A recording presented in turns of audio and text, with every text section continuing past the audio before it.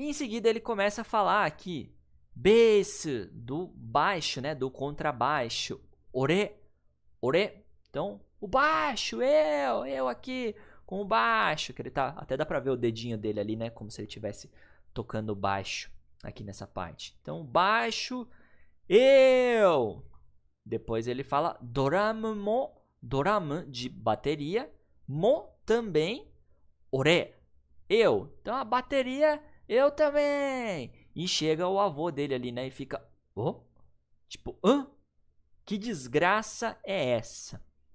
Ele estava falando que a bateria é ele também. Ele falou do baixo, falou da bateria.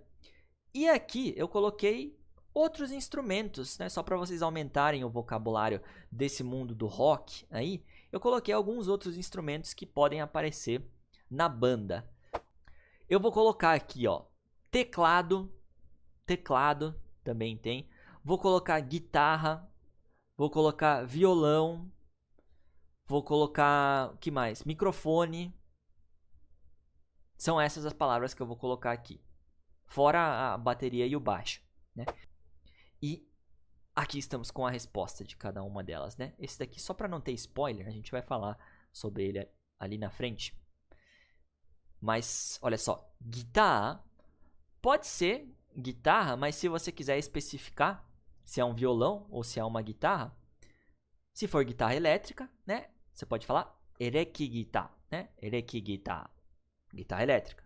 E acoustic guitar, daí é violão. Acústica e ereki, de elétrica e de acústico. Bass, a gente viu já que é o baixo.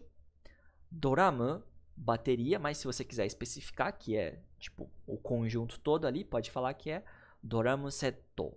Então a bateria completa, né? Keyboard, de teclado. Mic, de microfone. E amp, de amplificador. Coloquei só algumas palavras desse universo do rock and roll, para quem não conhecia, para quem não sabia ainda. Voltando aqui pro contexto do mangá agora. O velho chega ali, né? Krá! Krá! Krá!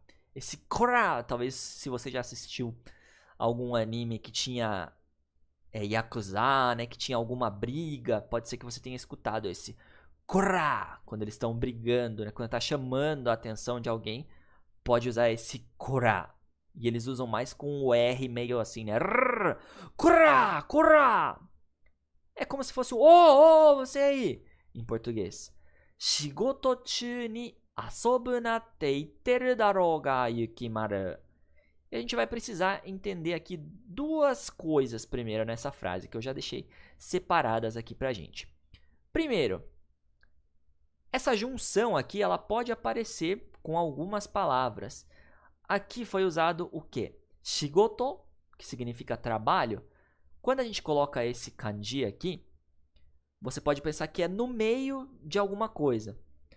No caso, então, shigoto-chu, no meio do trabalho, durante o trabalho. Então, quando você vê um substantivo que tem a palavra assim separada, como é o caso de shigoto, mas esse chu, ele está falando que é no meio, que é durante alguma coisa.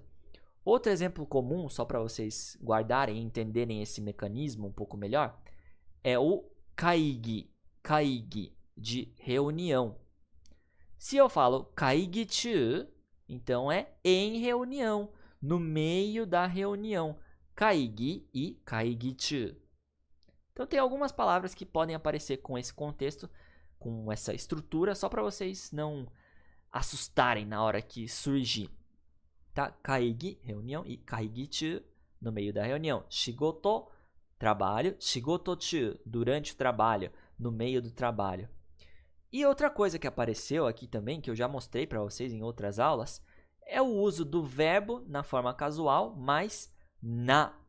Verbo mais na, que é um jeito forte de você falar para a pessoa não fazer aquela ação. Sawaru é tocar, encostar. Então, sawaru na, estou falando não toca, não mexe. Estou falando de um jeito forte.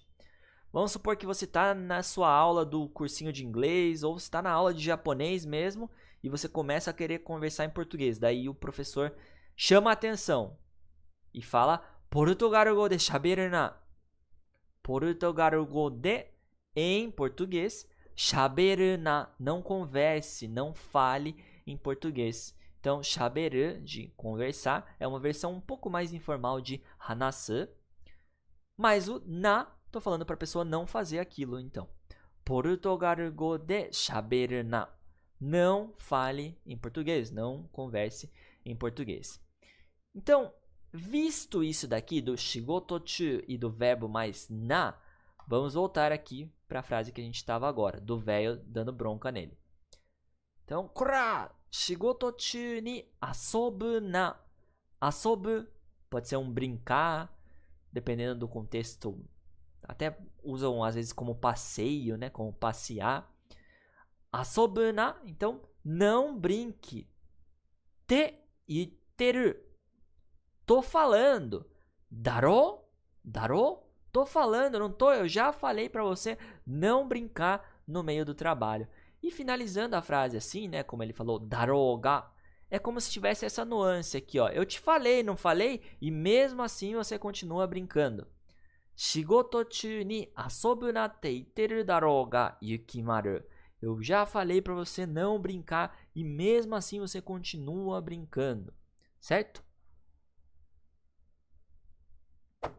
Então, aqui o velho deu a bronca nele. Falei pra você não ficar brincando aí, não falei? E em seguida ele fala Ji-chan wari. Esse wari vem de warui.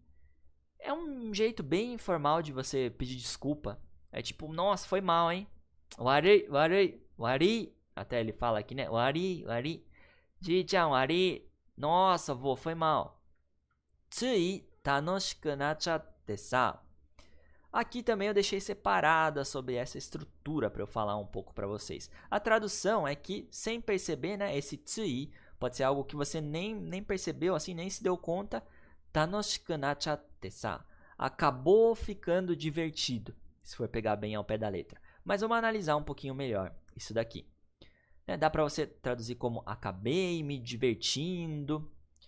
E é uma variação um pouco mais informal de tanoshiku natte shimatte.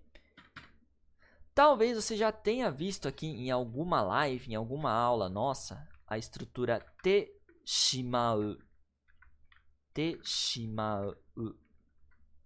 Que mostra isso daqui, ó. Pode expressar que alguma coisa aconteceu sem a sua intenção, né? Aconteceu fora do esperado ou alguma coisa inevitável, né? Uma coisa que acabou acontecendo. Essa forma te shimau. Então, tanoshiku natte shimatte.